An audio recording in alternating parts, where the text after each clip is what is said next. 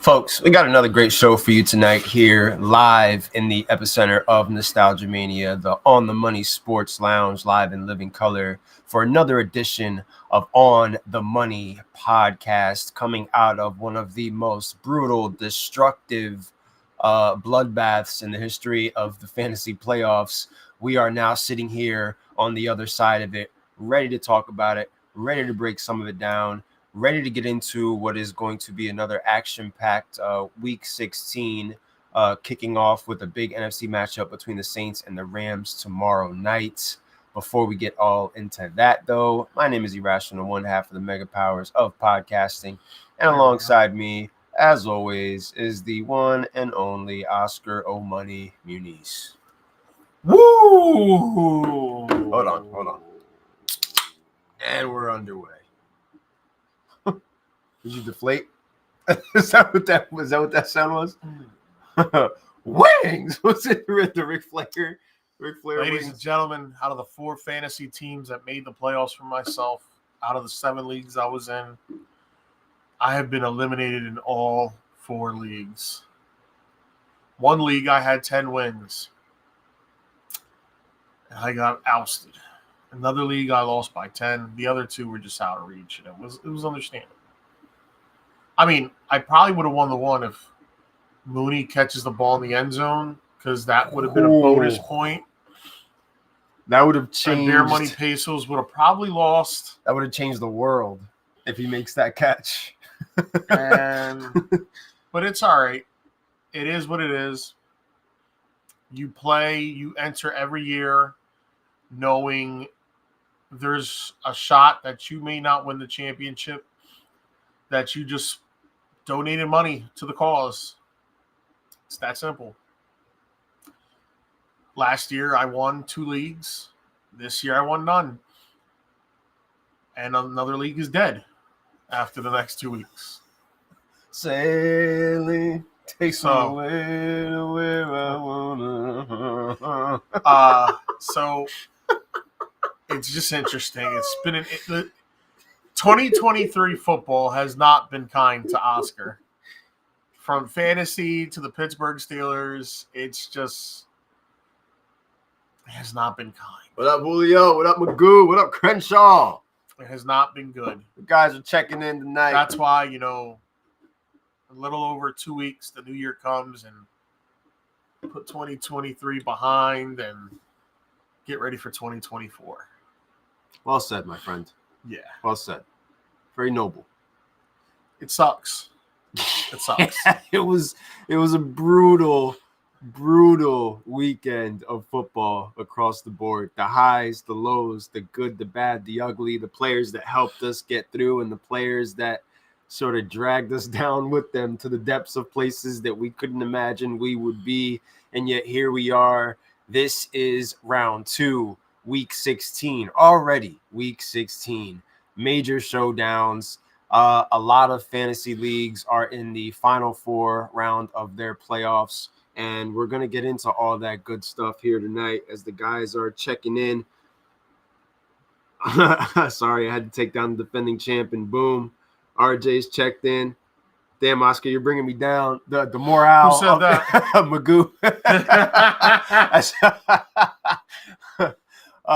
Nonetheless, 2020 hasn't been good to me, bro. 2-0-15 records in fantasy. My Jets being well. My Jets. What are you complaining about, sir? So look on the bright side, Oscar. It could have been way worse. It's been an ugly season of football. Yeah, you may as well just hang that comment because Julio accomplished the impossible in these leagues. I've never seen anybody do what he did. I don't know. I don't know if that'll ever happen again. I don't know if that can be duplicated. I mean, bro, I went two wins in my home league. You had this season that I had last year. Horrific drafting that day. What's up, Drew? Horrific drafting that day. And Drew's checking in with the coffee emojis. We got some good emojis flying these past couple of days. It's been crazy. It's been pandemonium. The good, the bad, the ugly. At least the Jets aren't the Steelers. Rick checking in with the comment. The comments are live tonight and they're flowing. We appreciate you guys very, very much. You know how many games the Eagles have won in December? The same amount as the Steelers. Oh, Drew Lock. Looking like Drew Elway the other day. That was pretty crazy, right? And the fact that he didn't throw it to DK Metcalf was even crazier. That out of all people, it was the Drew Lock to JSN stack that sent Seattle into what is now Pete Carroll having the 9-0 undefeated streak against the Philadelphia Eagles in his head coaching career. Once again, I never realized he football. never lost to them. He's 8-0, including the playoffs. Yes, Pete Carroll has never lost to the Philadelphia Eagles. And the Seahawks get a huge win that they desperately needed because the Rams and the Seahawks are currently at 7-7. Our with wide the wild receivers cards blocked. wide open. Yeah, but they certainly ain't catching lately. Well, I mean, you can't blame AJ Brown for the pick that Jalen Hurts threw. That was uncatchable. He catches that. That was uncatchable. That's another game I don't lose. That wasn't AJ Brown's fault. That was Jalen Hurts' fault. Philly is done, says Rick, an Eagles fan, who said that if they lose to Dallas, which he said last week, that they would be done. So he's already basically calling it quits on the current 5th seed in the NFC, the Philadelphia Eagles. A fellow co-worker where I work, one of the truck drivers, has stated that he wants them to lose out. Why? Because he knows they're not going to do anything in the playoffs. Even if you're playing the 4 seed in the NFC He said there's too many holes. The play calling is suspect. Always has been. They don't have the proper coordinators. And the defense is just going to continue to get gashed. And that they should have never brought back Fletcher Cox or Brandon Graham. Just a laundry list of things that we shouldn't have done up until this point, huh? They were on top of the world about a month ago. So, I mean, but in fairness, the play calling has come into question for months, even in the wins. The play calling has been suspect at best. This past week, yet again, without the tush push, Philly has 3 points on the board.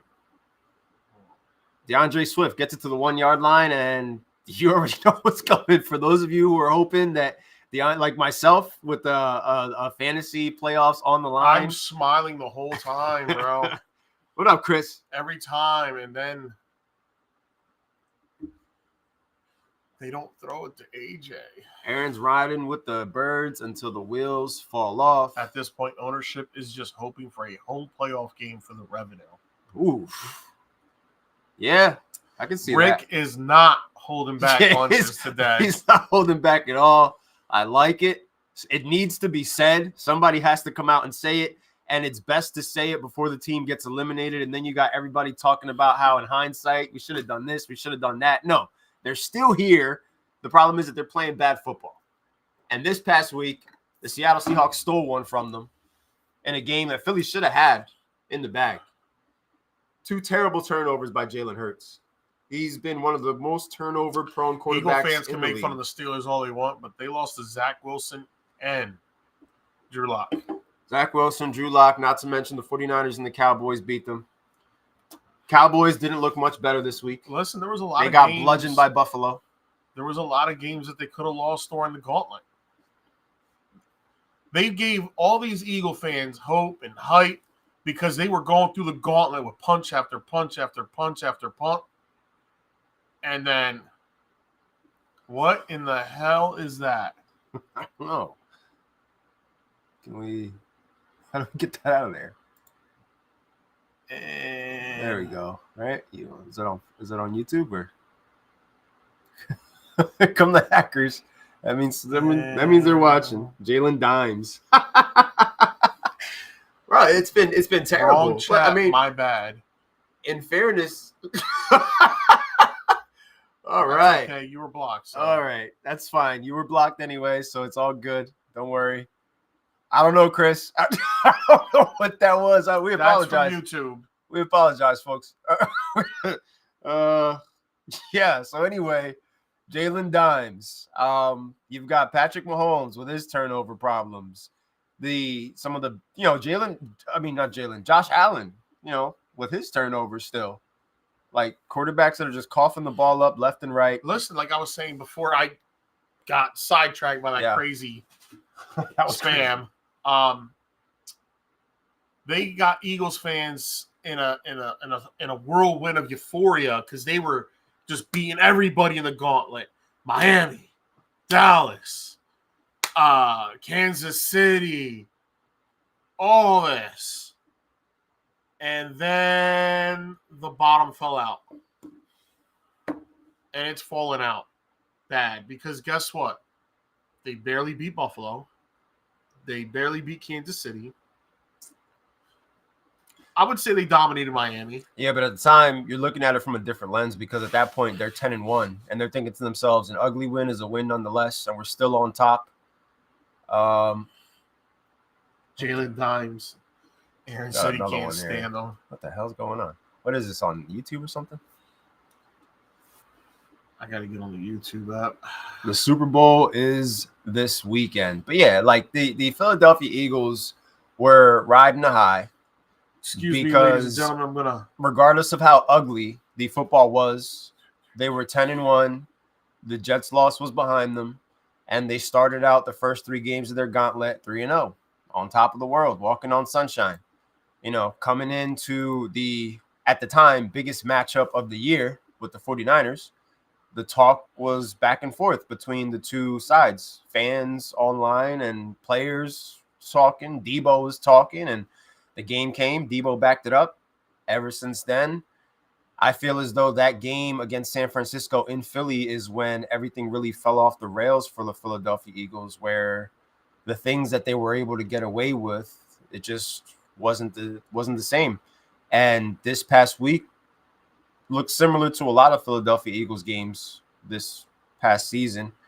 But Seattle just hung in there. And unfortunately, DK Metcalf did not get into the end zone, but what he did do was make a ton of big catches in the fourth quarter. And the Seahawks were able to march the ball down the field with about 1:30 left and punch it in for a touchdown. JSN with the biggest catch of the year for him to date, a season-saving touchdown catch for JSN, because that's the thing that gets lost in this whole conversation. It's not just that the Eagles lost, it's that the Seahawks needed this win so bad at home in front of their home crowd against a contending NFC team. Seahawks are not in play for the number 1 spot in their division, so they're looking at the wild card right now with the laundry list of other 7-7 teams. And high wins for the Ravens-Niners game. I'll say that Alex is looking forward to this game. Well, even without the rain, sleet, and high winds, we could still see a low-scoring defensive matchup. That is a possibility that a lot of people, especially those of us who are banking on the fantasy points, are, not looking forward to. Is the reality that this could be a muddy, ugly defensive game. Imagine you're one of those guys that's tripled down and you have Debo, Brock, and CMC. I know a guy like that. I know several. I mean, all of us have a 49er or a Raven in our lineup. I'm going against Lamar Jackson in 2 leagues. I'm going, yeah. Yep. Whole quintuple stack of San Francisco. I think this 49ers. game isn't going to be defensive battle at all. You think it's going to be a shootout? I think both of their styles mimic each other. Niners and Ravens? Yeah. Well, you can score lots of motion. You can score on the Ravens. It is possible with the where San Francisco's running is going to be a lot of CMC. Well, this may be the game Lamar starts to take off, especially with another injury to the backfield. He might not have a choice. Without Keaton Mitchell, now his 2 running backs are Justice Hill and Gus Edwards. And the Gus Bus. Bro, the Gus Bus never underperformed this year. He's just been a touchdown guy, but this has been one of those years where his yardage just isn't good. The touchdowns make up for it. If it wasn't for the touchdowns, then it would definitely be a problem. But the thing about the Gus Bus is, yeah, it might be pulled off to the side for a little bit, but it's always there. Mm-hmm. And whenever one of the other cars catches a flat, the one that you think is going to take you far, there's that Gus Bus. All 4 tires rotated. Just hop on. Gus Edwards is a flex start for round 2 of the fantasy playoffs. When you look at the situation that not only the Ravens are in, but potentially what some fantasy managers might be in. It's been a bad year for running backs. Oh, brutal. So it hasn't been, in hindsight, Gus Edwards is a top 25 running back, top 20, top 15, because of the fact he gets into the end zone. Some of us and the fact that it's been so bad. Running backs who were supposed to perform ain't performed. Superstar running backs got hurt. Other running backs are taking too long to get back. See, in the case of Rick is saying, I'm going against 5 49ers. So in Rick's best interest, he needs the Ravens to have like these long 10-minute drives, because all that's happening to those projections of those 5 49ers players is it just slowly depleting because they're not on the field.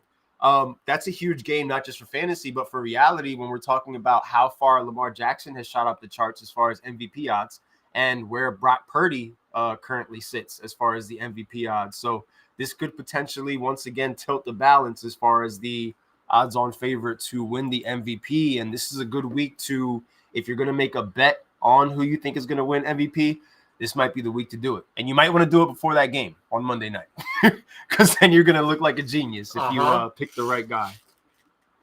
But I have Raheem Mostert. It's always good to have Mostert this time of year. Both teams can run the hell out of the ball. They absolutely can. It's going to be who can impose their will first. And yes, sir. I mean, the 2 11-win teams, we're going to see like who's going to be able to do that. We know the track record of the NFC teams going up against Lamar Jackson is not great. 49ers are a different animal, though, and they might be a little bit more prepared for this matchup than a lot of NFC teams because their defense has just been playing at a very high level. Brock Purdy's playing at a good level.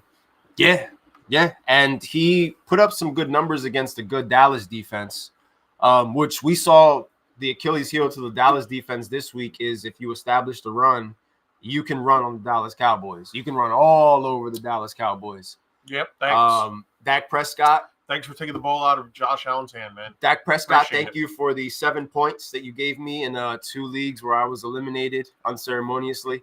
I really appreciate it. He must have known that it was playoff time, and he reverted back to the Dak Prescott that I did not want to see at the worst possible time. Not what we expected out of that Bills-Cowboys matchup. But then you could say that about a lot of matchups this year, right? I thought that was the game of the week. And it wasn't. It wasn't. The Rams-Washington game was more appealing. Mm-hmm. They were going back and forth. Jets. Tyreek needs to wrap that ankle and suit up. 2 teams left, and I have to start. You know what? F Tyreek in that ankle. He doesn't care anymore. He doesn't care.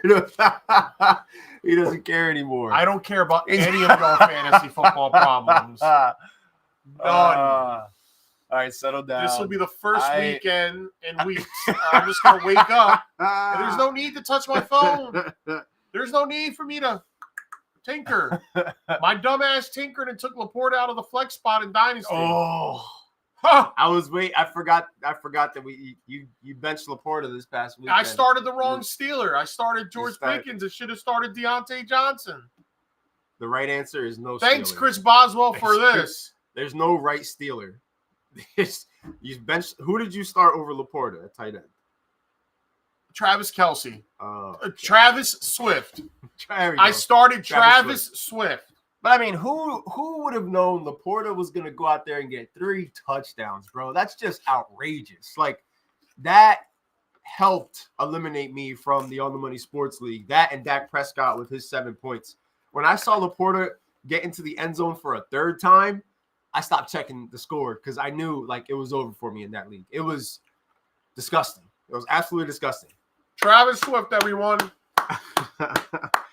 Drafting and starting the Steelers it's a 2-parter as far as the downfall, but it's a disease when it comes to Oscar. He can't resist. Oh, I'm done. He is going to draft Steelers. I noticed something beautiful. Well, what was it? My squad in True Legends, how all it had was Najee Harris. Everybody else was a non-steal. I had no choice to start Najee Harris because Ramondre Stevenson got injured. This is a week-long meltdown for sure, buddy. It did roll into. I just want everyone to know. Everybody, I gave them. Not only did I give the middle finger to your teams and I got them all to lose, I also gave the middle finger to my fantasy teams too at the same time. They all went down together, bro. So everybody went down together. That was the type of week that week 15 was. Sunday afternoon, while I'm watching everybody in here in this basement, and I'm watching their teams lose, I'm smiling because in the back of my mind, I'm thinking the middle finger emojis that I gave everyone. It worked. And I told myself, And I told myself one more day, I was like, can Philly do it? And what you needed was A.J. Brown over DeAndre Swift. That was what you were looking at heading into the Monday night match. What up, E? That was it. That was the piece la resistance. Right there, everybody left in the playoffs. Well, I beat Oscar in the Dead League in a head-to-head matchup, him and I, where he had Justin Fields, and he's absolutely right. If Darnell Mooney makes that insane catch in the end zone, not only is that big for me in 2 leagues, but that would have been terrible for me in the league that we were playing against each other with the super friendly bonuses. Oscar potentially moves on in that league. I was able to outlast him, move on to the next round. Out of my 9 teams that made the playoffs, 4 survived. So as far as last week goes, it was kind of like the Infinity Wars type of deal where at the snap of a finger, just like that, 5 teams were gone. And there were the teams that I was able to huddle together and survive. And all he had to do was lay there. There was no need for him to knee the ball. It was one of those things. It was one of those things where with the teams that I had that survived, I got them together and I said, don't look back. Just keep running that way. Don't look back at the carnage behind you. There was nothing I could do about the 5 teams I lost. I mourned them for a little bit on Monday, posted a couple of the scores, gave props to all the guys. Now I'm ready to move on. After Tuesday, it was all business. It was hitting the waiver wire Wednesday, and getting ready for my matchups this week with the 4 teams that I still have in play because there's still a lot to play for. And the slate of – well, not for you because you gave the middle finger to your teams. But you can't speak for Beer Money Incorporated because Beer Pesos is still alive and kicking. I'm alive in Dynasty. League of Boom, I'm looking to make my way back to the championship. And in East Coast Champs League, I'm also alive. To everybody who's still alive in the leagues. Yes. He is. Is he alive in his league and the new and Superflex? He's alive as well. Superflex Dynasty. Noli is playing Willie, and I'm playing Netta, and I'm also playing Netta in Dynasty. Like Netta's team survived the Week 15 apocalypse and got to the other side, and it's crazy because she wasn't even checking her lineup in Dynasty, and she managed to beat Nick because she left Keenan Allen in. She thought she was done. Turns out that she ended up eliminating the 1 seed in that league and opening Pandora's box. 2 players. Josh Jacobs. And who was the other one he left in there? Keenan Allen, I think. And he beat Bobby. For those of you who are waiting for Keenan Allen to make his return. League fees. I may as well just bring it up now. Here are the notable names who did not practice as of today, and some of them haven't practiced in a couple of days. Keenan Allen did not practice today. Tyreek Hill. Counting on him. Tyreek Hill did not practice today. Tyreek Hill. Christian Watson, Jaden Reed, Watson, Zach Moss, Brian Robinson, Moss, Nico Collins, Ramondre Stevenson, Hunter Henry, OBJ, and James Cook, but that's more of an illness, which seems to be going around league-wide. So for Oscar, all he has to look forward to right now is the Pittsburgh Steelers. And there ain't much Saturday night matchup against the Bengals. Rudolph the red-nosed reindeer had a very shiny nose. And if you ever saw it. Rick says that the Rams are still in it. They absolutely are. The Rams are the most dangerous team in the NFC. The Saints need it, and the Rams are still in it. So it may not be a great Thursday night matchup when all is said and done, but it's a big Thursday night matchup. Derek Carr is not going to beat the Los Angeles Rams. Triple stack of Purdy, CMC, and Ayuk is crazy in fantasy. Start your Rams stack. Which one? All of them? All Rams? Kyron, Matt, Cooper. Okay. What up, Eric? I'm seeing some of the notifications a little bit late. Is Buddy Hield available?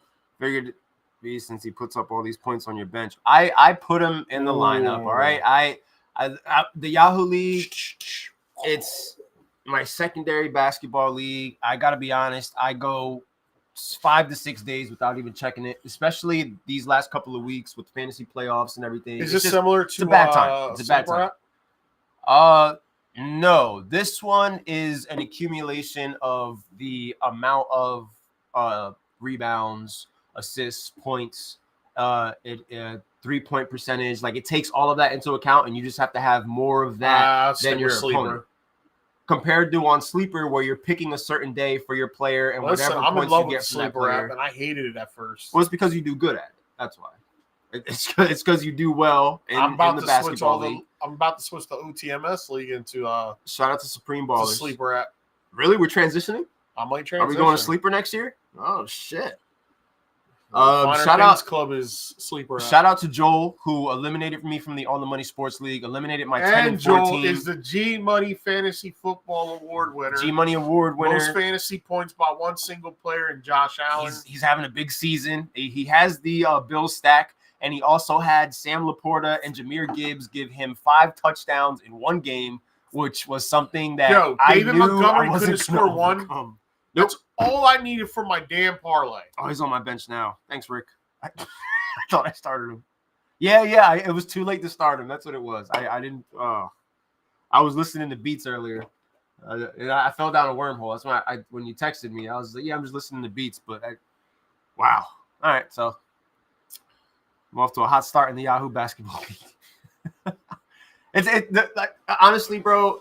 It's the worst time of year to start basketball. Is in the heart of football season because I don't care, right? And I should care more. I know I should. We come on here, we talk sports as part of our job, but I don't. I'm a football guy. I'm a football guy, and then when football's over, I go to basketball as a comfort, and I start caring more. I'm like, oh, and this year I'm more excited because the Rockets are actually good, but like it's a bad time of year. It really is. Well, it looks like I'll be watching wrestling even more. Be watching some more WCW Diet. Diet WCW. I don't give a rat's ass about football. Yes, you do. We all do. We all hate football. We simply have to downplay it because sometimes it's hard times. But it's Christmas week. It's one of the best times of the year. And in the spirit of Christmas, you guys are starting Mason Rudolph going up against Jake Browning and the Cincinnati Bengals. And it's going to be an epic Saturday showdown between two AFC North teams. Luckily, I'll be having my Christmas party with the family and friends, and I can ignore that game. Once it gets ugly, I'll just start mentally tuning out. Sailing takes me away. I'll just start I'll just start playing video games. Just start playing Bengals versus Steelers on Madden. Yep. And just light them up. Just light their asses up. And do like that little kid picture where he's like this. All right, got a scoring update in basketball. The Hawks are up on the Rockets 53-40. The Knicks are up on the Nets right now 60-51. Wolves are up on the Sixers 85-84, and the Chicago Bulls are up 10 on the Los Angeles Lakers. Of course they are, because the Lakers fucking suck. Anytime you need them to do something, hey Philly, do not do it. Hey Philly and Miami, thanks the other night for messing my money line parlay. Cost me $75. Oscar is having a really bad week, man. It just spiraled. For those of you who are part of the On the Money Sports fan forum, you already know what Sunday morning was like. All hell broke loose immediately when this guy decided to wake up and just started cutting a promo. Bro, I woke up fine. No, you did not. I woke up fine. Listen, you must have had a nightmare where, like, at night when you went to bed after you stayed quiet. You stayed quiet. The Colts did what they did to the Steelers. We talked about it a little bit in the group chat. And I said, hey, but then I started reading. You woke up and you chose violence. I started reading Twitter articles, reading about the players and what their comments were afterwards. And that was it. You saw Najee running into the tackles instead of running the other way. And then I'm reading, and then everybody throwing their beams at me. I said, you know what? That's it. Do you want the bad guy, man? I'll be the bad guy. I did not throw any memes at you. No, you left me alone. I did not. All I said. What was it? The Pittsburgh Caca heads. I didn't say that. That was Andrew. What I said was, I cannot put any Steelers on any of my tickets ever. That's what I said. And I left it at that. I said the one thing I needed to say, and then I stepped back and I laughed at everything else that was going on. But I took it easy on you because I was watching the game at home. I was making myself a steak. I was watching a little bit of old school wrestling with my daughter. and had the game on, started lowering the volume once it got ugly. And yeah, all I said was I was excited. I needed First a Najee quarter, I'm Harris like this. touchdown, and then they give the touchdown to Mitch Trubisky. So it was Mitchapalooza, and Najee doesn't get the points that I needed him to get to make some money. I couldn't even make money off the shit. And we got what we got. Where Gardner Minshew is out there throwing touchdown passes to guys that I couldn't put on tickets because I never heard of them in my life. I don't even know if you can scroll down that far to find the players that the Colts were scoring with on Saturday. But from Saturday into Sunday morning, something happened to you. And, we got what we got as far as we're now on day 4 of Oscar Watch. And I don't think it's gotten any better. Yeah, Drew did have a ball. And then the Eagles lost. And so I got him good, bro. I started with the Philadelphia Caca heads. I was asking about, he did, bro. Coffee. Chris remembers. Chris was there on Sunday morning. No free coffee. Chris was there on Sunday morning. Andrew went to Wawa and used his Wawa rewards on purpose, so that he didn't have to pay for his coffee because he used his it's a woozy, it's a wazi. Give me a second. It's a woozy, it's a wazi. He used his make believe Wawa points and he got himself a coffee anyway. But yeah, he definitely shows violence in what was just a very entertaining Sunday morning. And that's what happens when you have Saturday football. Like, once your hopes and dreams are crushed on a Saturday, you come into Sunday morning not giving a shit. But the problem is that, unfortunately, some of his fantasy teams inherited some of the bad juju. And, things got a little bit crazy. I think the No, I'm all right. I still got these Laffy Taffies over here. Y'all got me stressed, making me stress eat now. He went over the edge, and then after that, he still needed AJ Brown to come through. And then once AJ Brown didn't come through, that was it. Then that was, the straw that broke the camel's back.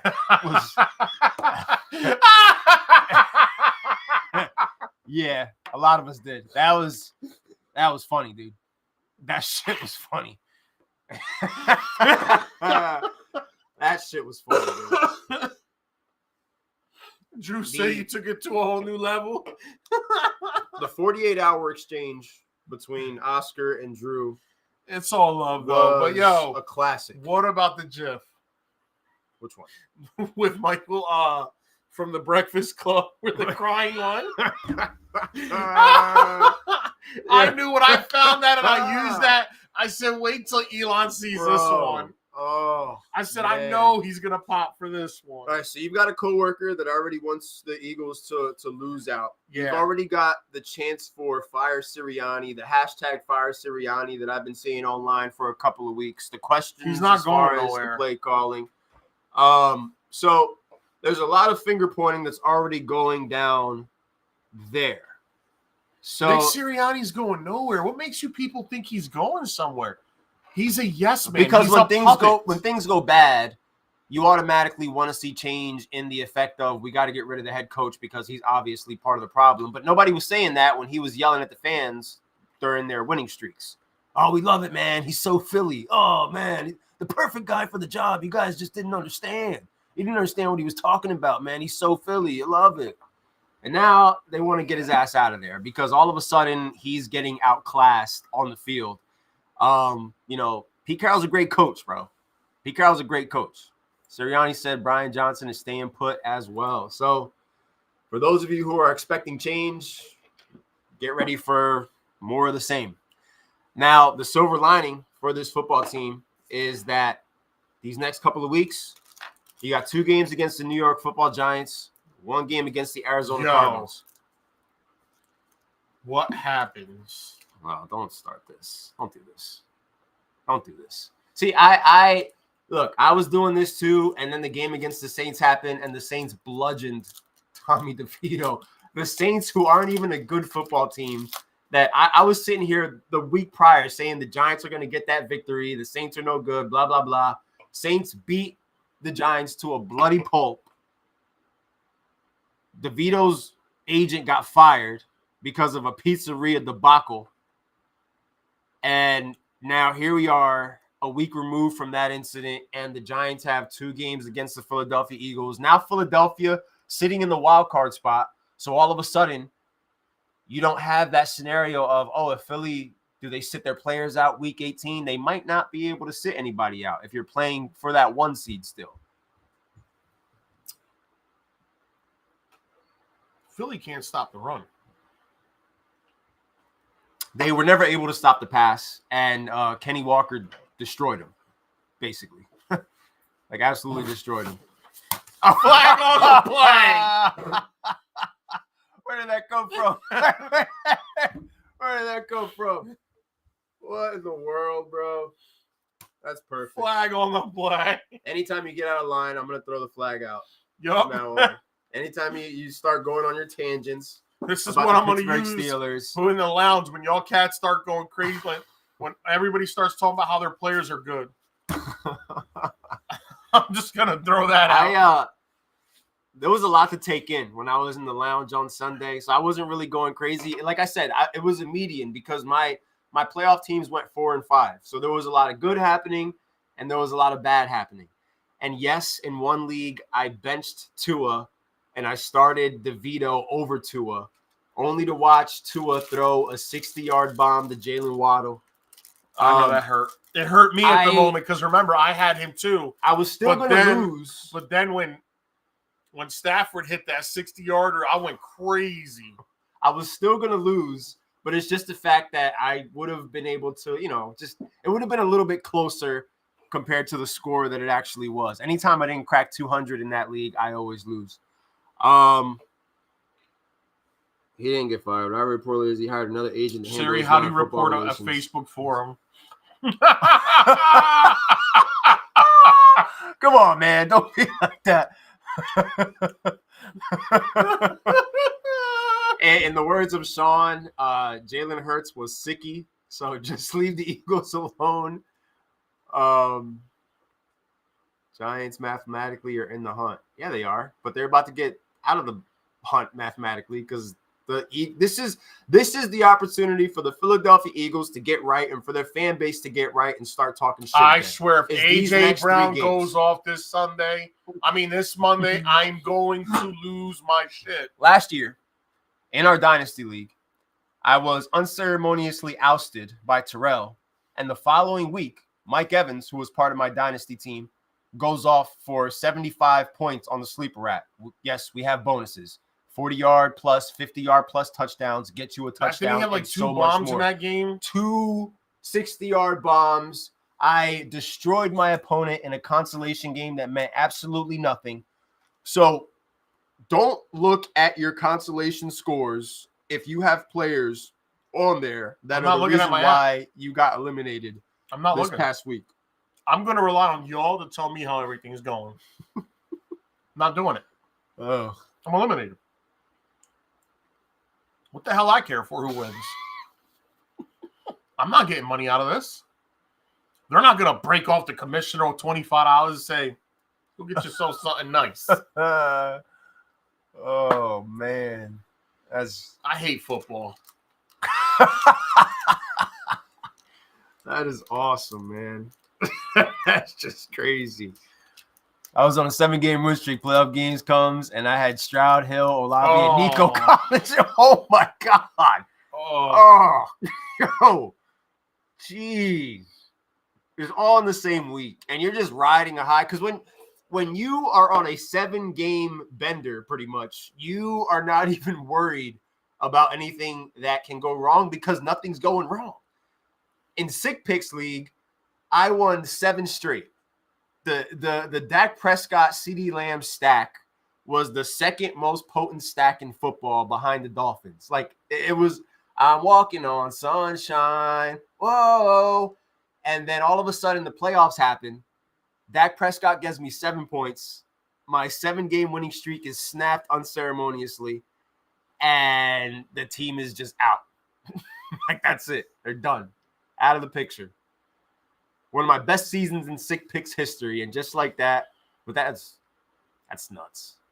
In Liga Boom, I have Hill and Olave together, and I managed to get through without those guys. It was just, but Roge's team. In fairness, Roge's team took a humongous dump. So he started Javonte Williams, and for those of you who started Javonte Williams, I'm sorry.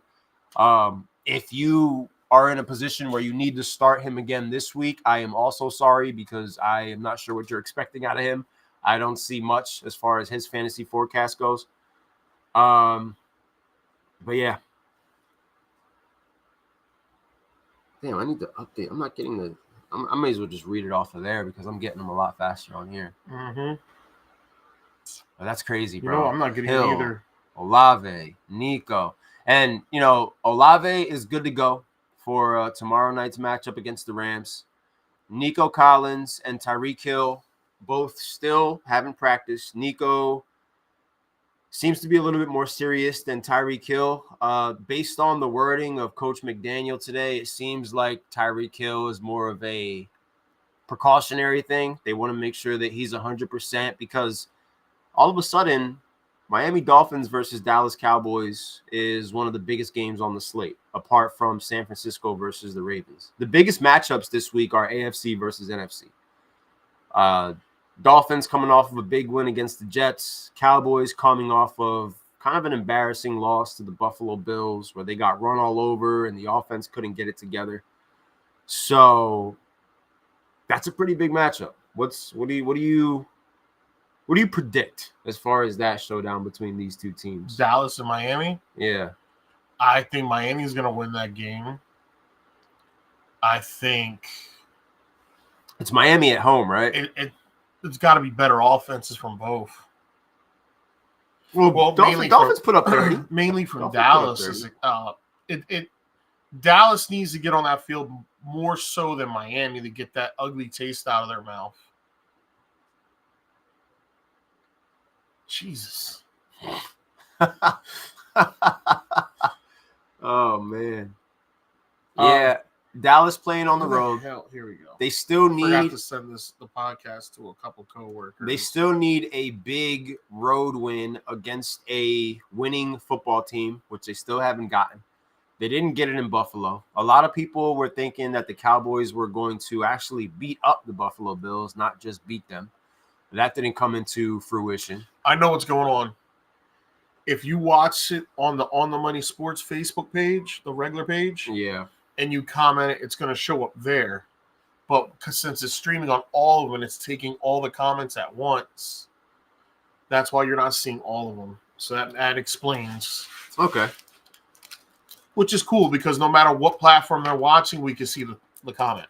Right. Yeah, as long as we're keeping up with what everybody's saying, that way we're all going back and forth and making sure that we're replying to what you guys are saying, what you guys are thinking. How many of your fantasy teams I got a bigger survived? question. Screw that part. How many of your fantasy teams this past weekend, when you put your lineup in and you looked at that one person, that one player where you looked at and said, oh, I can count on you. You're going to make this happen. And then Sunday rolled around and they took a giant poop in the middle of the field. Who out there can give me that? Jamar Chase. Everybody watching right now, tell me who was the superstar guy that there were several was amazing. That got you through all year. Must start. And the one where you needed him the most, must start. He left you. Devon A-Chain with 10 points. A.J. Brown with me. A.J. Brown for you. I didn't have him. Jamar Chase with 10 points. Thanks a lot. Not having T. Higgins and T. Higgins going out there and having himself the best day of his entire season. Aaron. That's a good one too, Aaron, because he totally bombed out for me as well. Oh, my God. My number one overall pick in Dynasty Rookie Draft, Bijan Robinson with 0.4 points. You were saying his name. Blow it out of your ass, Arthur Smith. I hope you get fired after this weekend. I hope Gardner Minshew goes in Atlanta and he just torches your team. And then you go look at Arthur Blank in the face and you look at Arthur and you tell him, I gave all the touches to Tyler Algier and Cordell Patterson because they're proven. Blow it out of your ass. The Atlanta Falcons just lost to the Carolina Panthers, 9-7. The Falcons were not able to score a field goal or a touchdown to take the lead back. They lost in a game where it got me fired up. The tickets were being sold at 45 cents a pop. Is that true? During kickoff time. Why? Because of the rain? During kickoff time, there were only 100 fans in attendance at the stadium. We already know that the Panthers are the drizzling shits. However, Arthur Smith figured that he was going to go into Carolina and beat the Panthers without using their number one weapon, which is the 8th overall pick in the 2023 draft. A top 10 pick. Aaron Jones was... Because Mr. Stash thinks he's smarter than everybody. And this week, the Falcons play the Indianapolis Colts. And they're going to get quarterback change. Up. Tyler Heineke will be the starting quarterback for this week. So is this the type of move that somebody does when they're trying to save their job? Or is there enough job security in this? If Bijan Robinson gets like 25 carries this weekend, I'm going to lose my mind. He thought he was going to go into Carolina and beat them without Bijan. Bijan had a final score honestly, of 0.4. I won't be watching football Sunday. He had 0.4 of a point in fantasy this past week. I wasn't big on Bijan Robinson in the summertime. The amount of hype that he was getting made me slightly uncomfortable. I let everybody else do what they were going to do as far as Bijan Robinson, and I said to myself, I'll watch from a distance. I did draft myself a little bit of Drake London here and there, but I stayed out of that mess, and I'm glad I did, because if I had to pin my hopes on 0.4 points in a fantasy playoff game, I'd be as upset as the guy right next to me at the moment. But I avoided that car wreck. What's the forecast for that game this week? You got Falcons, Colts in a game that the Falcons were my pick to win the NFC South. And all of a sudden, after the loss to the Panthers, you might as well just scratch that. Fire Arthur Smith. He has no idea what he's doing, bro. Do you think Harbaugh would only give like 4 touches? And Harbaugh's done some crazy things. Do you think Kyle Shanahan wouldn't use Bijan? Nope. Oh, imagine Algier with Shanahan. He'll use it. Algier would be getting 25 touches, bro. Cordell Patterson's out there running, bro. You're why? Spoiler alert, the lounge is closing. I will be watching football Sunday. Merry Christmas. The latest report that I heard, to the dismay of fantasy owners of the Falcons, especially in Dynasty, is that Arthur Smith is not getting fired, and Arthur Smith will be back next year. Now, the bigger question is, do the Atlanta Falcons pull the trigger on getting themselves a quarterback for next year? Maybe Justin Fields next year? Because the Chicago Bears and Justin Fields is looking like one of those things where it might not look like an ugly marriage, but it's one of those splits that when it happens, it's going to be out of nowhere. Well, they're going to end up picking one of those top quarterbacks. They're either going to pick Caleb Williams, which most likely it's probably going to be Williams, and they're going to fall back right into the same conundrum that they're in now because there's so many more issues other than the quarterback. Terrell thinks that Ritter should be the one playing and not Taylor Heineke. I don't totally agree with that. Desmond Ritter is... If you got your playoff hopes on the line,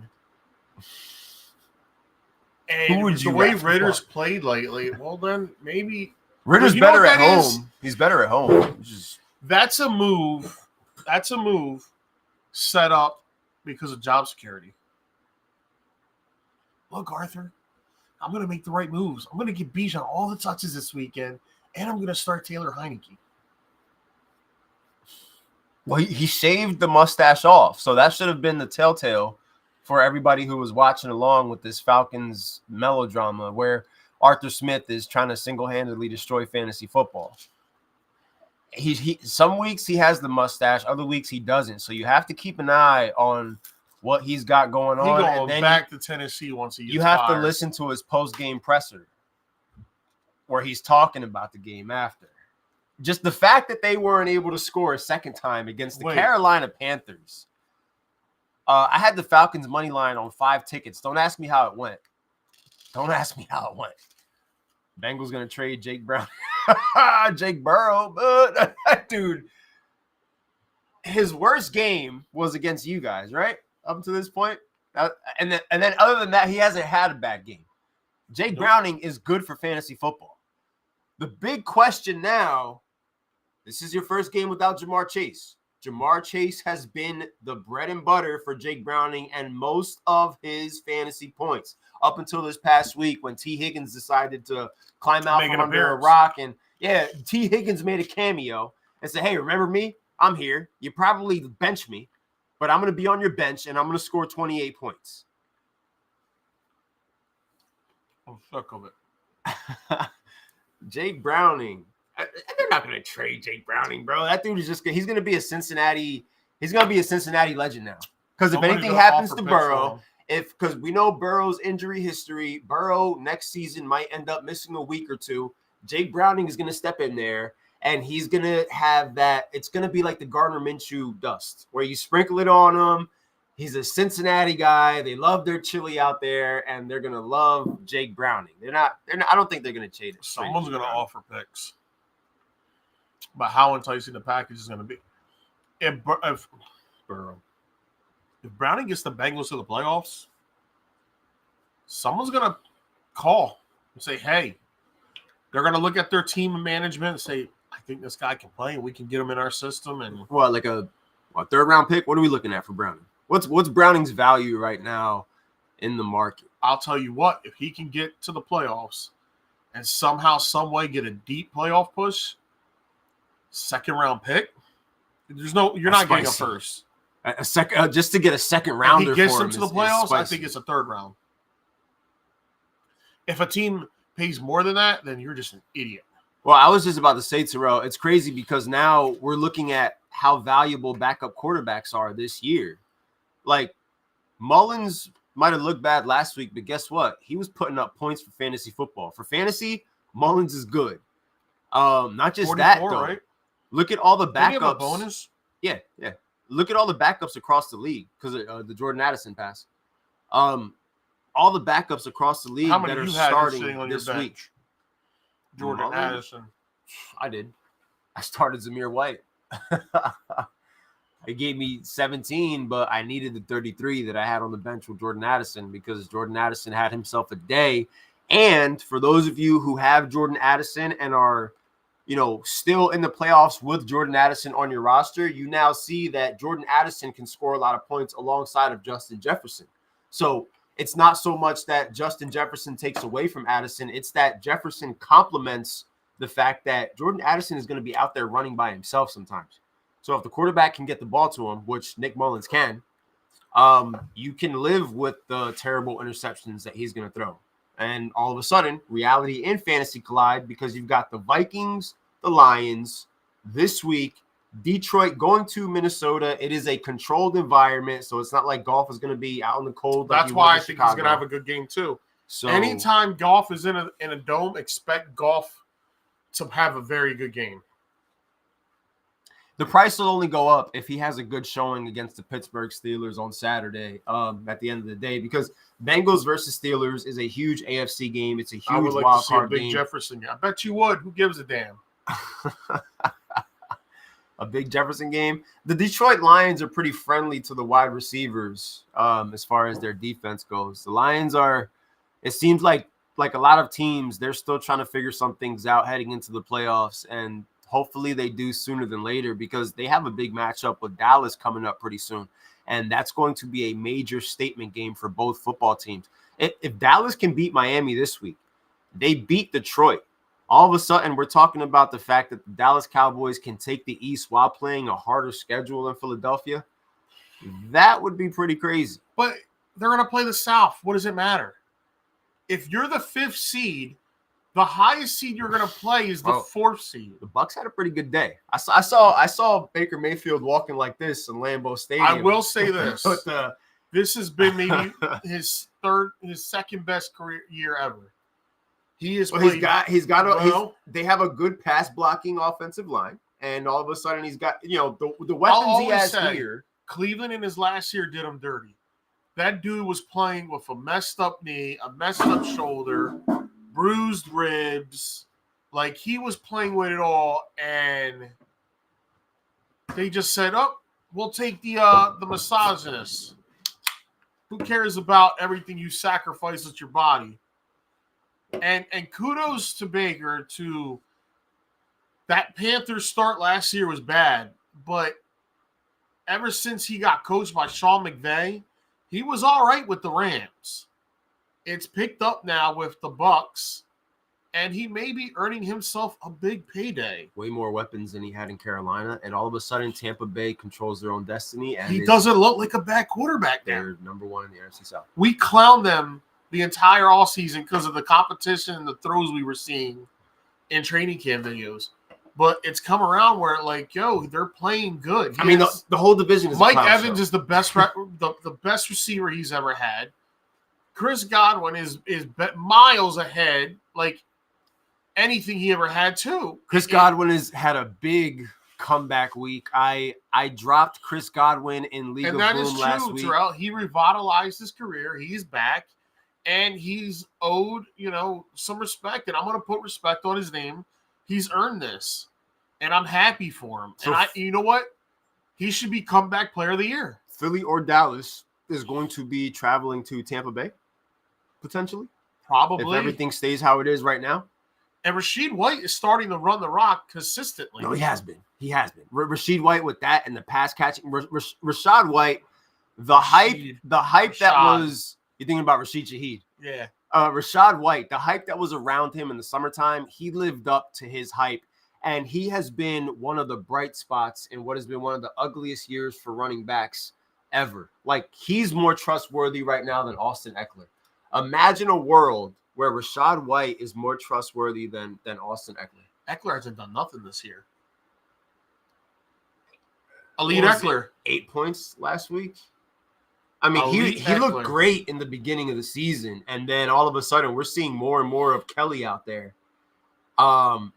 Easton Stick now, no Keenan Allen. You better hope they're coming to Philly, Terrell, because if Dallas wins out, it don't matter what you do. You're going to Tampa. I mean, even if they come to Philly, Philly gets beat in Philly, so it's not the same. As Y'all just lost to Drew Lock, so stop. We got to bring it down a notch, because at the end of the day, going to Philly is not what it once was. Not the way that this offense looks, honestly.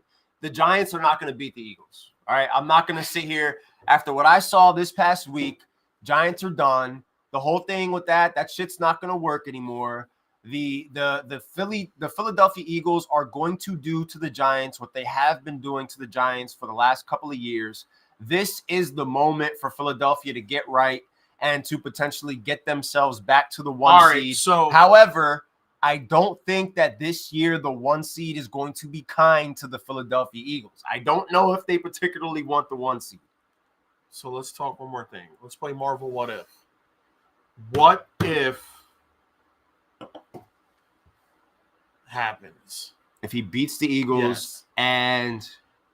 Well, because I look at it like the Cowboys and the Eagles can both go 2-1 the rest of the way, and then that means the Cowboys would still win the East. Yes. So that would have Philly traveling to Tampa Bay if Tampa Bay wins. Yeah. Because there's still a possibility going to Atlanta if Atlanta could find it could be Atlanta, New Orleans, or Tampa Bay right now. The way that Philadelphia is playing, I think that they should be playing wild card weekend. It would behoove them to. I would just like to think that their offense can find some rhythm prior to that matchup, because if it takes them another 3 weeks to try to figure this thing out, and you have more ugly turnovers, because not for nothing, Atlanta's secondary is good and the Saints have a good defense. The Bucks are a team that you can throw on, but their run defense is a problem. So if Philadelphia is not able to establish the run against the Tampa Bay Buccaneers team, and you have Baker Mayfield out there airing it out on you, because the Eagles still can't stop the pass. We just had JSN, the rookie, beat him for the win. I don't know, bro. I don't know. I have confidence in Philadelphia winning these next 3 games, but, you have to ask me this question 3 weeks from now in the playoffs when I see who they have to go up against. What if?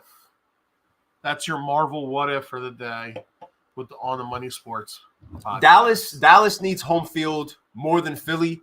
I don't think playing in Philly can save them. And it's not a shoo-in that San Francisco is going to win this weekend. It's not. Baltimore's It's not bad. And Baltimore finds ways to win. It's not always pretty, but they still find ways to win football games. They can play shootouts. They can play low-scoring games.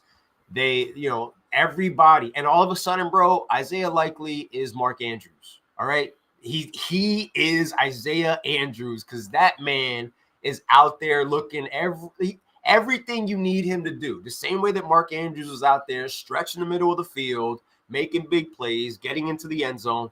Guess what? Isaiah Likely is doing that. Yes, he is. They did not want to throw to Zay Flowers this past week. They threw to Isaiah Likely, though. So, I mean, it's not for the 49ers and the Cowboys definitely have a harder path to the 1 seed than Philadelphia does. I just think that in itself is a trap, because I don't want to see what the Eagles offense looks like after having a week off. I don't think it'll look any better. There's no, without the tush push, bro, you guys would have had 3 points on the board. That's the reality of the situation. Let's call it what it is. Unless you punch it in with DeAndre Swift for one. But the 2 interceptions were backbreakers by Jalen Hurts this week. They were bad. It was brutal. Yeah, I know. It was absolutely brutal. In other news, Jonathan Taylor was a full participant. After the names that I rattled off as far as who wasn't at practice, Jonathan Taylor was at practice. He was a full participant this week. Zach Moss was not at practice. So in the roller coaster of, or I should say, a ring around the rosy that has been the Indianapolis Colts backfield, it looks like Jonathan Taylor might end up being back into the fold as the Colts take on the Atlanta Falcons in a big game for both teams, because don't look now, but Indy can win the South. And the Atlanta Falcons are not out of their division race. It just feels like Arthur Smith is taking them out of the division race. Arthur, you better do the same shit you've done all year long. Don't change now. What do you think he's going to do? Give him more touches. That's going to piss me off. And Trevor Lawrence, you want to start taking what the defense gives you? Oh, Jags don't look so good all of a sudden, bro. What's their story? I don't know. Everybody's AFC darling, and they are looking super normal right now. You like that, don't you? I love it, because I already told people what the Jags were going to be. Look, the Titans are the drizzling shits, but I warned people, don't get too caught up in the Jags bandwagon, bro, because it ain't all it's cracked up to be. And what have they done? Like, what have they done to it? For those of you who were starting Calvin Ridley this past week, how did it go? How did it go for you? How did Trevor Lawrence go for you in 2 quarterback leagues? Tell me. I want to know. The Jaguars are still in the mix, but you're not, thanks to them. So, you let me know how it went with Jacksonville. Because right now, they're in a 3-team race where, lo and behold, if the Houston Texans and Case Keenum figure it out against the Browns this week, the Texans can still win the division while giving C.J. Stroud 2 weeks off. Houston? I'm not sure. It might be I'm going with Cleveland, and I can't believe I'm saying that. Cleveland's just a good team this year. Well, I give the edge that defense is solid. I give the edge to Joe Flacco. However, we started to see kinks of Joe Flacco. Everybody was excited, but you're starting to see some kinks of Joe Flacco. And hold on to the ball.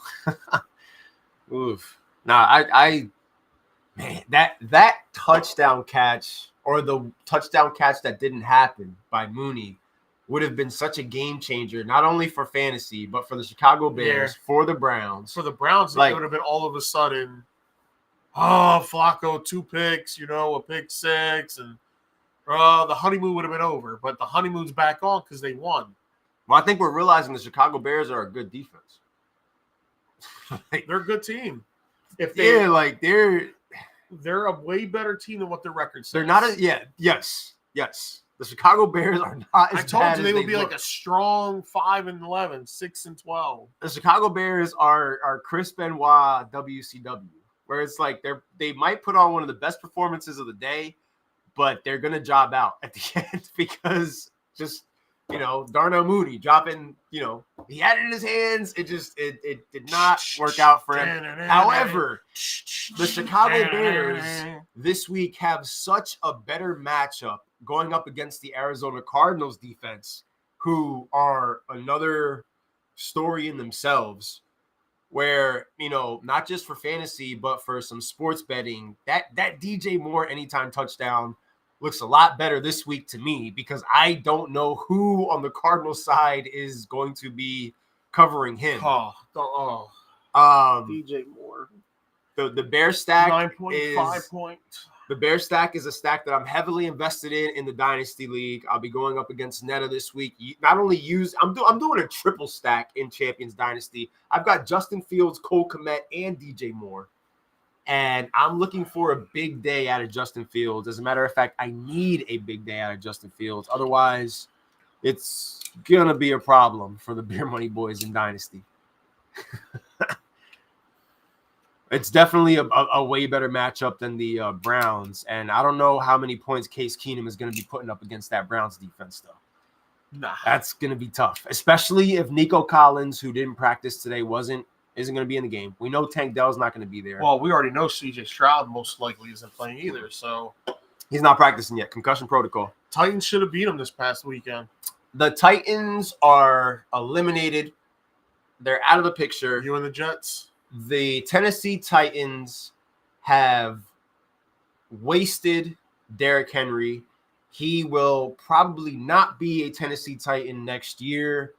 And I hope that he goes to a team that can utilize him to their advantage and get themselves where they need to go as far as being one of the big dogs and getting over the hump. If it's like it is what it is at this point. Like, I don't really know what else I can say about that.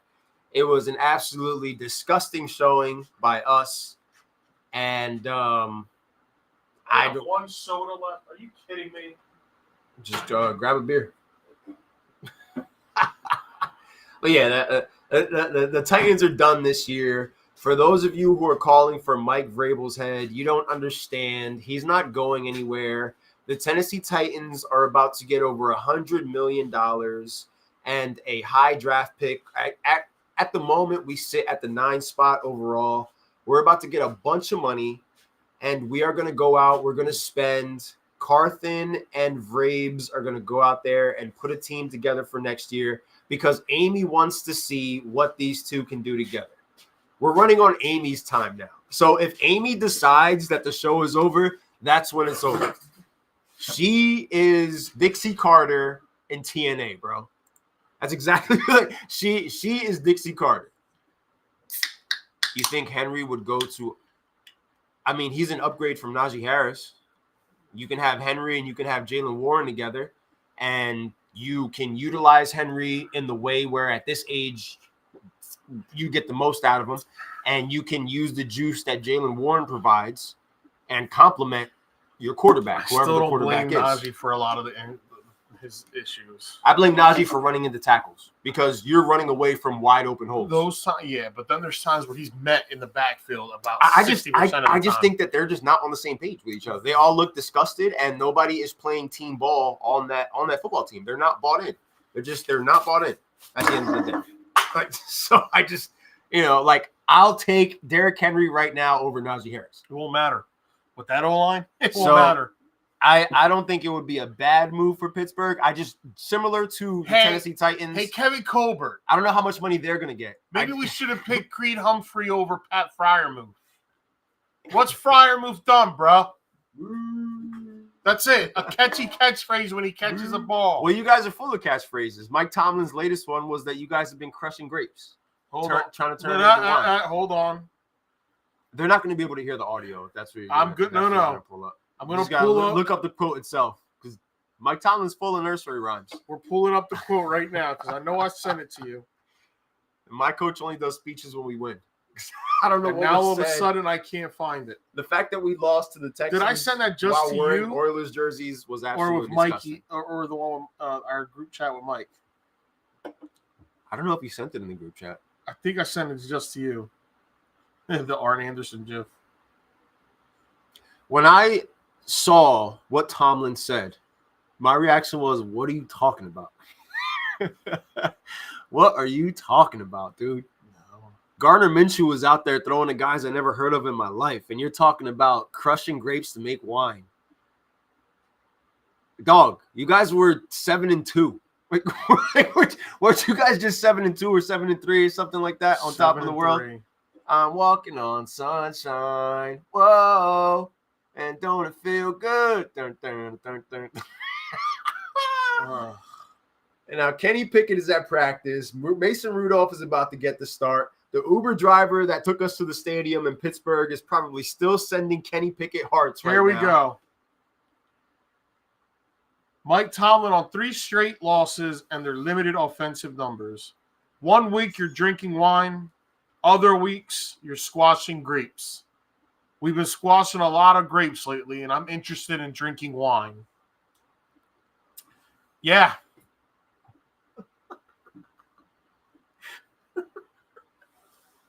What did you get out of that when he made that statement as a Steelers fan? This guy's lost his mind. Was that what pushed you over the edge when you heard him speak? Is that what it was? Was it Mike Tomlin I have been that caused you to turn on your friends and start putting the middle finger emoji out to all of us? Was it your coach's fault that you started yelling at us at 7:30 in the morning on Sunday morning? Bright and early. You were up before all of us. We Did didn't you even see know my new one? The middle finger with the bangle? That was pretty funny. All the shit disturbers out of the group chat, including myself, were still in bed when you decided to go on your diatribe and just start besmirching every team that you could think of. Was it because of what Tomlin said? Was it the grapes wine thing? I'm just tired of the cliches. I'm tired of no playoff wins in 7 years. I'm tired of the wasted years of the Killer Bees. I'm starting to, I'm starting to believe that this team was never really that good. And the guy who made it good has been retired now. I think that's funny because when we say that they weren't that good, you would not be willing to accept that information. I think Ben Roethlisberger covered up a lot of warts. A lot. 7 years, nothing compared to 13 years. And that's coming from. I truly believe Big Ben Embiid, Maxey, 86 made points. That Holy team. Shit! Who? Embiid and Maxey for a combined 86 points. Look at Terrell. That's what I was just thinking right now. Like, people tried to tell him, look, Steelers offense. The Eagles aren't good. And I tried to tell you guys kept calling me a hater.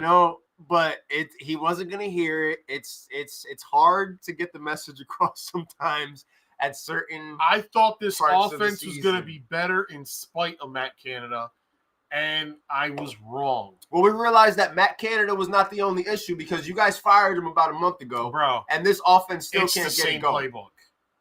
So it wasn't him then. It's the same playbook. So how much of the blame do you put on Canada if you're running the same bullshit? They can't switch his playbook in the middle of the season. Who's calling the plays right now? Mike Sullivan. He's crushing grapes or is he drinking wine? He's growing the grapes. Oh God. We're not even at the crushing stage.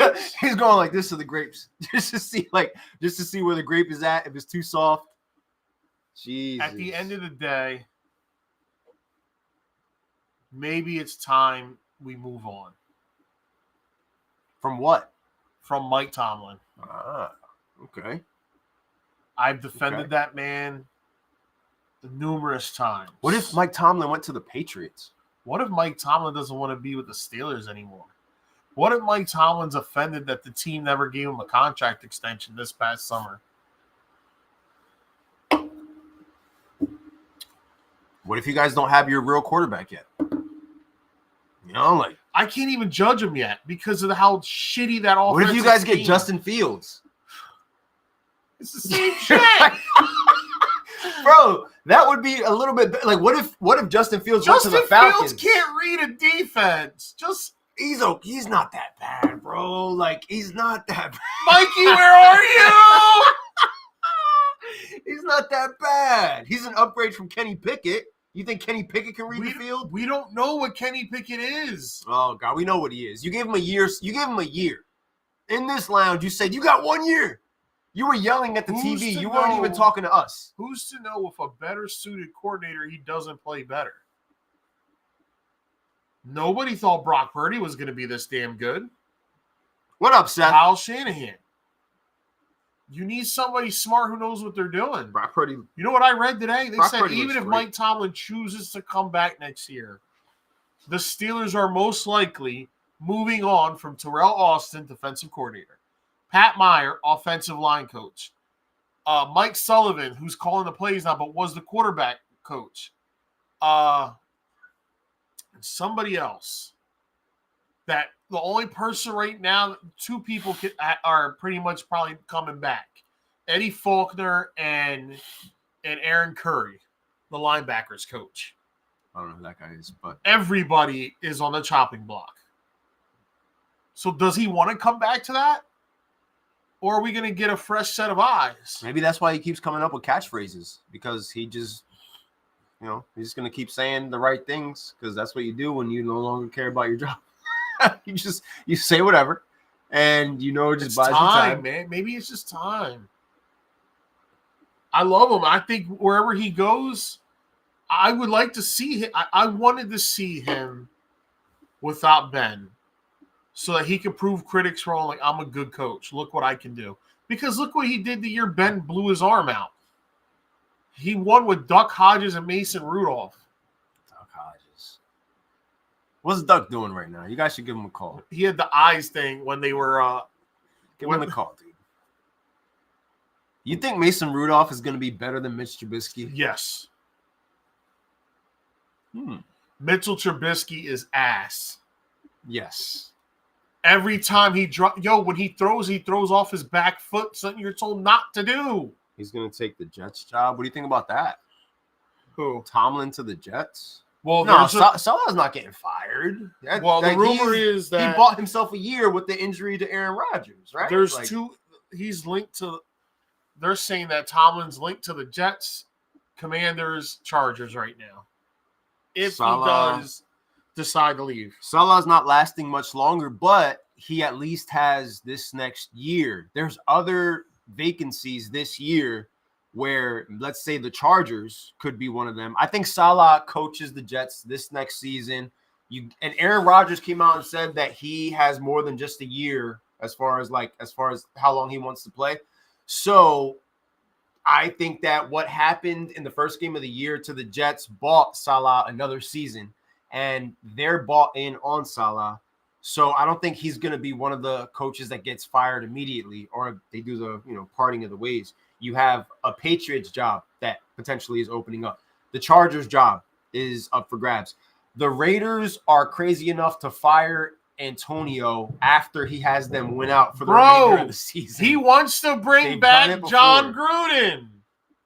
So there are jobs out there where they might reach out to Tom. Belichick without Brady's worse. Yeah. But yeah. Tomlin can at least get some wins because of how he's a defensive-minded guy. So he's going to be able to get the most that he can out of one side of the football. No Cam Hayward this week for the game against the Bengals. So you're not going to have the full force of the pass rush going up against Jake Browning.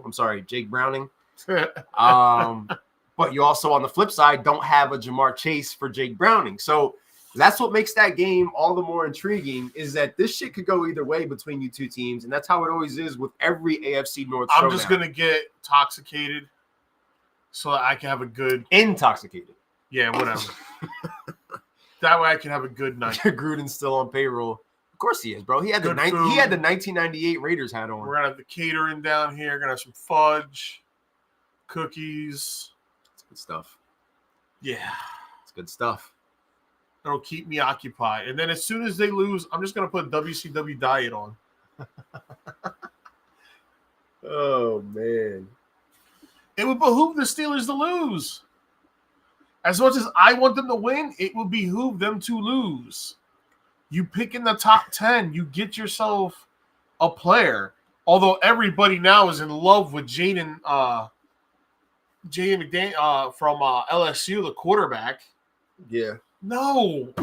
We need a freaking line. He showed out a little bit in a few games this year. I've been watching. That's my boy. Future beer money boy. Potentially. Uh-oh. Seth. Let's bring it up. Tommy Cutlets is coming for you. Seth, do you really think that the Giants can at least steal 1 out of 2 against the Philadelphia Eagles coming up?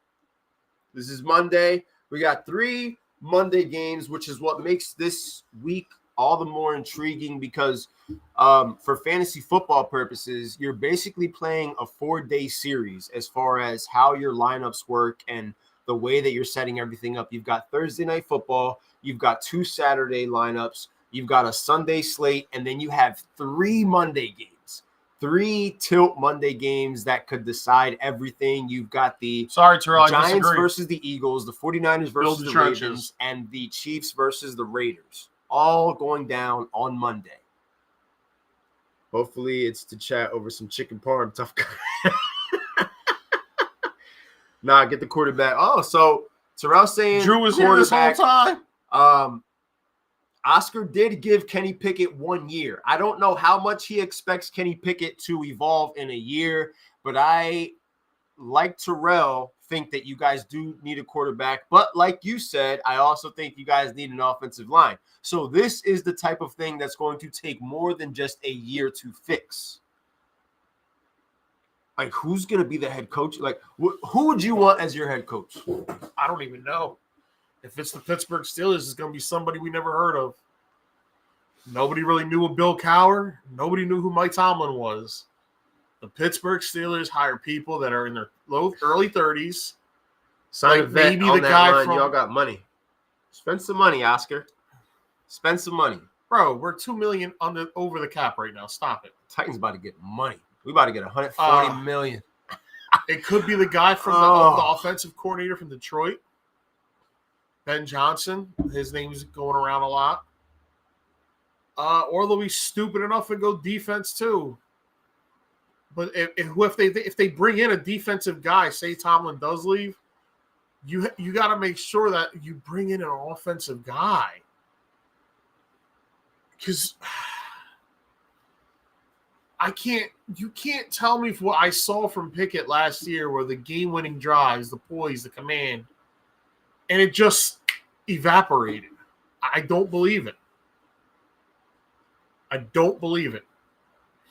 thought he could be, it's not much to say, but Kirk Cousins is a damn good quarterback, and I thought he could be in that echelon. So I still believe that's possible, and I'm the firm belief you got to build the trenches.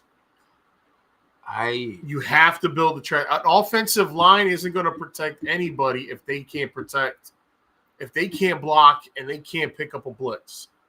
You already drafted your future left tackle in Broderick Jones. I know you got him at right tackle because we're still starting Dan Moore, which makes no sense. I would start Broderick Jones this weekend at left tackle, his natural position.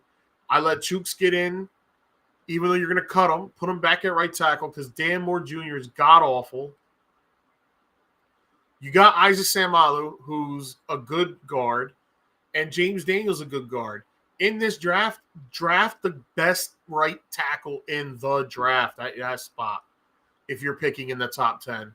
And then in the second round, come back and grab the best center, which is a kid from Georgia who should be in the second round. And right there, you got your line. That should a center is going to make an average a bad line look average, an average line look above average. Ryan Tannehill will be available if you guys care to throw some money at him. No, I can't. He's an upgrade from I'm Mitch not about Trubisky. if I'm not. He's an upgrade from If we Mitch sign a Trubisky. quarterback, that quarterback's got to only be making between 10 to 14 million that year. Oh, That's it. I'm not paying a damn person 20 million. Dude, who's out there that's gonna what? I'd rather bring in Jacoby J-Mo? Brissett. Jacoby Brissett. I mean, he's a journeyman. He's a possibility. You got to start looking at the vet quarterbacks that are going to be available. Gardner Minshew. Would you be mad at that for a year while you guys figure things out? He's not the worst option out there. I'm letting fly. Gardner Minshew makes stuff happen. I'm letting Kenny play next year. I said he's got the 20. Get Joe Flacco. Says that'll be awkward. Go get a secondary. Get Joe. You want to take Joe Flacco? Look what he's doing out there with the Browns. Bro, look at what he's doing out there. I promise you. Come on, bro. I promise you. He throws 40 times. December 20th. He throws 40 times. 8:48 p.m. John Moxley just power bomb 9:48.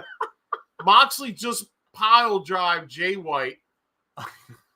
And I promise you, on this day, Joe Flacco will throw a crazy pick or have a horrific day in the playoffs that will end the Cleveland Browns season. The Browns are going to beat the Texans this week. All right? They will because C.J. Stroud's not playing. Defense is good, and Joe Flacco throws bombs.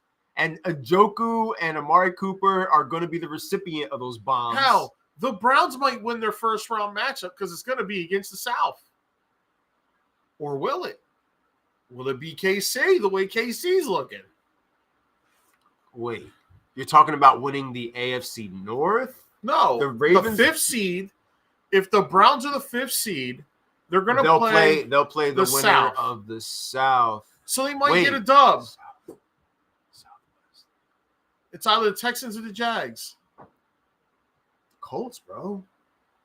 Minshew Mania is a The real Colts thing, should have beat dude. them a couple weeks ago when they threw the flag on a ball that was no chance in hell of being The caught. Colts-Browns rematch might happen. Do you remember that? Yes. He's watching that flag being thrown like, yo, they really threw. The ball went into the stands. How was that pass interference if the ball was thrown into the stands? It's going to come down to... And now you got the former official talking about he thinks some of the officials are altering games for gambling. I know y'all saw that Dean Blandino article. The Jags still lead the division as of right now. But it's legitimately... They got to play the Texans. It's a 3-team race, and they're going to play a fully staffed Texans potentially with I think they have to play Texans again, or they already played them twice. Or the Colts, one of those two. They got to play the Colts, and they got to play, I don't know. Hold on, let's bring it up. Just bring up the schedule. Yep. AFC South schedule. Yeah. It's going to be, as of right now, though, I wouldn't count the Indianapolis Colts out of the mix. They got Atlanta this week. Don't quite remember who they play the following week, but they still have a shot to take the division, take the 4 seed, and alter the entire playoff picture. Browns would potentially stay at the 5 seed with a win this next week, which I think they're going to. The Colts have the Falcons this week, the Raiders next week, and the Texans in the last game of the year. Okay. So that's going to be a big one. It could be for the division, Texans versus Colts week 18. The Texans have the Browns this week, the Titans again, and like I just said, the Colts. Mm-hmm. And the Jags. Jags just don't. The Jags play the Buccaneers, which is not a guaranteed win. Oh, yeah. They're home for the Panthers. That should be a dub. Yes. And then they're on the road for the Titans. Okay. And it's a division game, and it's a toss-up. Okay. So we have an opportunity. Titans may be trying to play spoiler. Yeah. That's our best bet is to have the potential to play spoiler week 18 against the Jaguars and unfortunately help one of our rival division mates take the division, which will be the Colts-Texans showdown that goes down with the Texans, because by then, concussion protocol will hopefully be done, and I hope so, because CJ Stroud is fun to watch, and it will be good to see what they can do in a showdown against an Indianapolis team that has a defense that can generate turnovers and an offense that can generate points with Shane Steichen, who is someone that the Philadelphia Eagles miss right now because he's showing that I remember Eagle fans were saying it wasn't going to be a big loss. It's a big loss. It's a big loss. Nick does it all. It's a big loss. Steichen is putting up points with this Colts team. They can put up 30 points. The Eagles, it's crazy. I think the Colts would be winning the division right now. Anthony Richardson was playing. And that's another, that's one of the big, that's one of the big headlines as far as what could have been this Indianapolis Colts season. They're not doing bad right now for themselves. They still have a chance to win the division, but Anthony Richardson and what he can do moving forward to protect his body so that he's not missing out. Because that dude is walking fantasy points when he's on the field. Everything. Every play he makes is points. He's your quarterback in Dynasty in the Superflex, right? Yes, he is he's my official QB1 in the Dynasty League. I also have Russell Wilson and Matt Stafford, but I am going to be looking to get myself another quarterback in that league because, again, my other two quarterbacks are Russ and Matty, and I was going to say Matty Ice, Matt Stafford, and, they only got a couple years left. So, and I feel like this Dynasty League is going to be one that's going to last. First round pick, how's that looking? Because you traded away. I'll be drafting right in the middle. I'll probably have like the 5th pick. So you got 2 picks in the first round now. I traded one of the first rounders. Yeah, I traded a first and a second rounder to get Devontae Smith. So I have this season? Yeah, I have Devontae Smith. I have Jordan Addison as my 1-2 punch. I also have Josh Palmer and I have Cortland Sutton as my wide receivers. Right now, I'm looking at quarterback and running back as my positions that I'm going to be looking to upgrade on because my running backs are Alvin Kamara, Joe Mixon, Brian Robinson. So I've got to get trading younger. him to me in the offseason. Yeah. I traded a first and a second, and I have two. I have my first for this year. I have a second, 2/3, and a fourth, and then 2025 I have a first and 2 seconds. This is the Superflex League where I'm actually trying to use the draft to build my team. I'm not trying to spend my draft picks. Champions Dynasty, I throw draft picks left and right to get the players I need. I'm just trying to employ 2 different builds to see what works. One team I got eliminated this past week, Superflex. The other, I had a spectacular comeback. I was actually down by 117 points after Thursday Night Football because Mikey started O'Connell and Palmer and a few other guys that scored a bunch of points, and then I came back to beat them in large part thanks to the Dolphins defense and Christian McCaffrey, who combined for like 80-something points between those two, and then everything else was just, smooth sailing. Is it my first or Dooley's first? Did I give you Dooley's first or my own? I don't quite remember. Nonetheless, we've reached that point in time in this podcast, heading into what's going to be an action-packed Week 16 season that's flying by in a very, very 2-3. 2-3 last week. I went 2-3 as well because I already forgot my math on the record. Damn it! I went 2-3 because of the Giants, the Eagles, and the Broncos. I went 2-3 because of the Eagles, the Cowboys. I forget who else. Ravens and Bills came through for me on my On the Money picks last week. My overall record stands at 43 and 32. So there was no ground gained. I had 37 wins last week. So there was no ground gained, pretty much. So it's 37 and 33.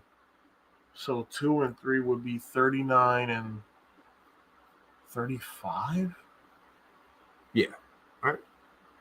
I'm 43 and 32. Or did I forget. I just know I went 2-3. I'll do the math afterwards and have it up. The Money on the Money picks will be up on TikTok, as they always are. Special holiday edition for those. My On the Money Jaguars killed me.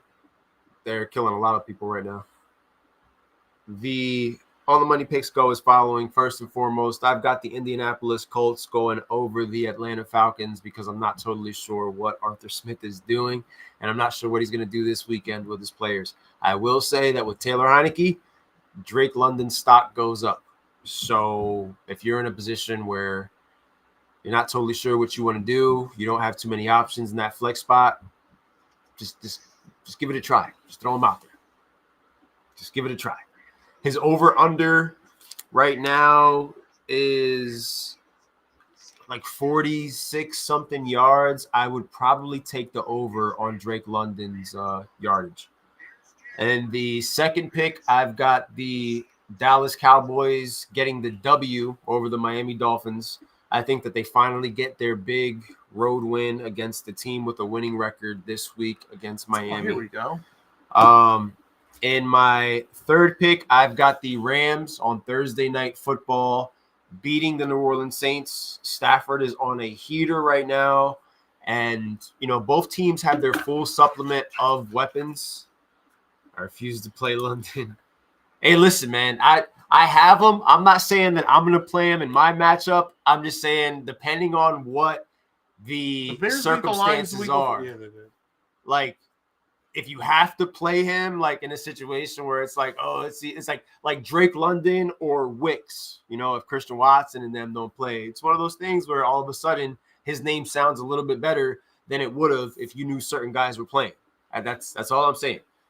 Chris Godwin, I was lucky to pick him up off of League of Boom because I dropped Chris Godwin last week. I put in the waiver claim to get him back on the roster this week. And I have Chris Godwin in my flex. I'm excited to play him against Jacksonville. And if it wasn't for having Chris Godwin, it would have been one of those things where I'd be thinking a little bit deeper on putting Drake London out there because it would have been slim pickings. Hunter Henry is a good guy to flex because the Denver Broncos are 31st against tight ends in that Sunday night matchup that they got the Broncos going up against the New England Patriots. Hunter Henry balled out this past week. If 39 anybody 36. was watching, 39-36. Okay, you definitely made a comeback. That's definitely a good guy to put in the flex spot. My fourth pick, I am taking the Tampa Bay Buccaneers over the Jacksonville Jaguars in the battle of the Florida teams. Another team that, as of right now, look like Tampa Bay is on a heater and they're on a roll. Mike Evans is on fire. Baker Mayfield is on fire.